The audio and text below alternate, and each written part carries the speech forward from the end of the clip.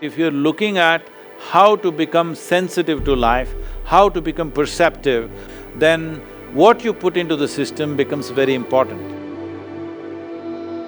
If we watch the body with what sort of food the body is most happy, you will naturally notice vegetarian or plant-based food.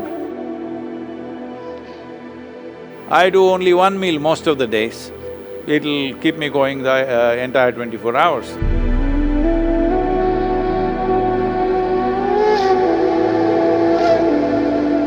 So, could you just explain to me why so many people in India are vegetarian and the importance of food and fruit in your general day-to-day life? Right now, approximately 38% of India's population are pure vegetarians by, traditionally it's like that. Let's say about 50 years ago, nearly 60% were vegetarians, but Western educated doctors have been telling people, if you don't eat meat, you won't get nourishment, you have to eat some meat. So, because of that, some meat has come in, but still in India, meat eating is not like how it's in the West. It is only a side dish, even for non-vegetarian people, it's only a side dish. But why vegetarianism is, we see if your survival is under threat, your entire life is about survival. Once survival is taken care of, now you wonder, what is this all about?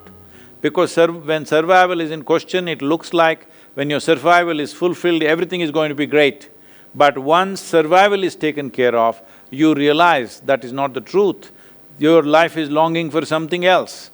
So survival was very simple and easy, it was a rich land, people survived well.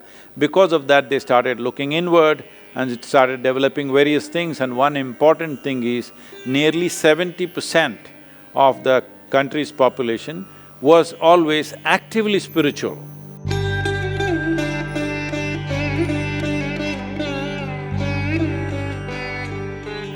Turning inward was an important part of life. Because of this, when they turned inward, they realized that what they eat matters. If you just want to be all beefy brawn, then you can eat lot of meat and just grow muscles and fight with each other. But if you're looking at how to become sensitive to life, how to become perceptive, how to be able to perceive things beyond what is considered normal perception, then what you put into the system becomes very important.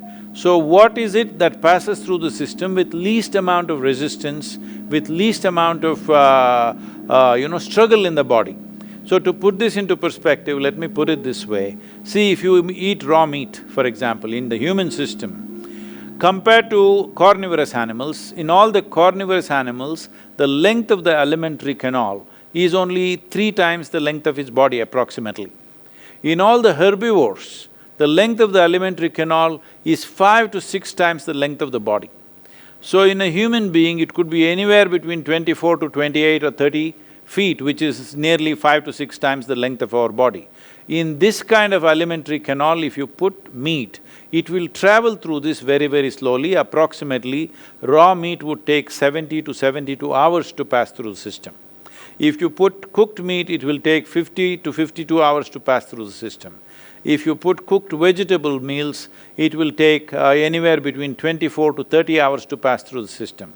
If you put raw vegetables into the system, it will take 12 to 15 hours to pass through the system.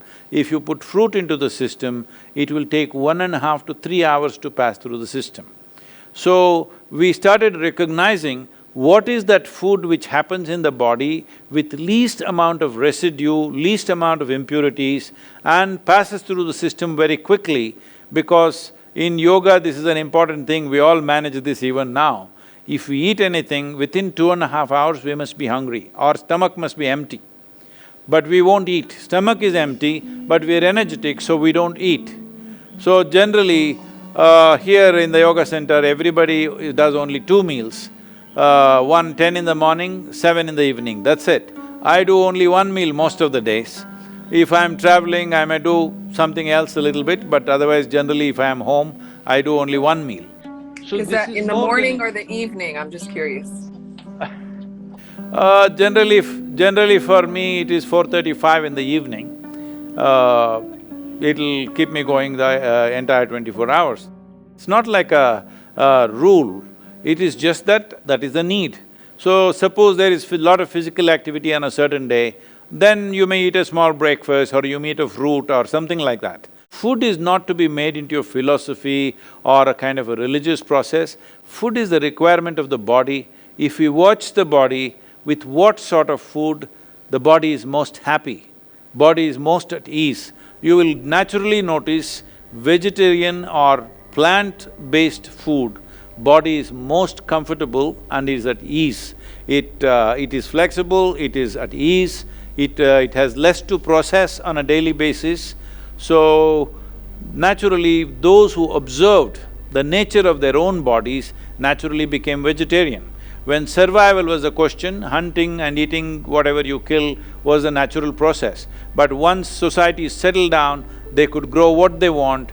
As they observed themselves more and more, and life became not about survival, but about enhancing one's life to higher levels of perception and experience, then turning vegetarian will naturally become… It's a natural process, it is bound to happen everywhere.